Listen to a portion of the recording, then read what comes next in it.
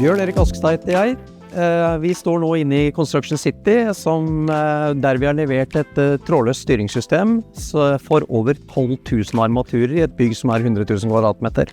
Systemet er i dette bygget det desidert største vi noen gang har levert, og er valgt på grunn av den enorme fleksibiliteten vi får i systemet. Veldig enkelt å endre oppsettet for brukeren, og i og med at vi har sensor i alle armaturer i dette bygget, så kan også etterløpstiden og energisparingen maksimeres.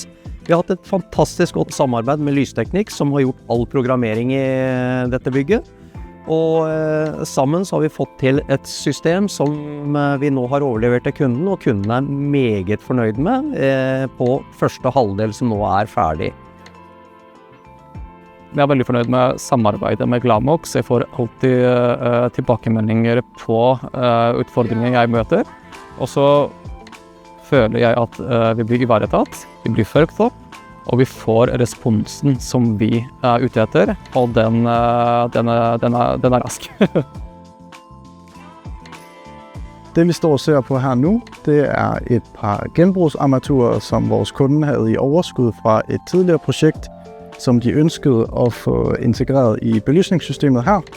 Det havde ikke en LED-kilde før, at det kom ind her, så vi har byttet ud indmaden med et LED-armatur fra Glamox, og så har vi koblet på en Dali Bridge, sådan at vi kan styre det over wireless radio-systemet, og på den måde så bliver det ligesom en integreret del af hele systemet.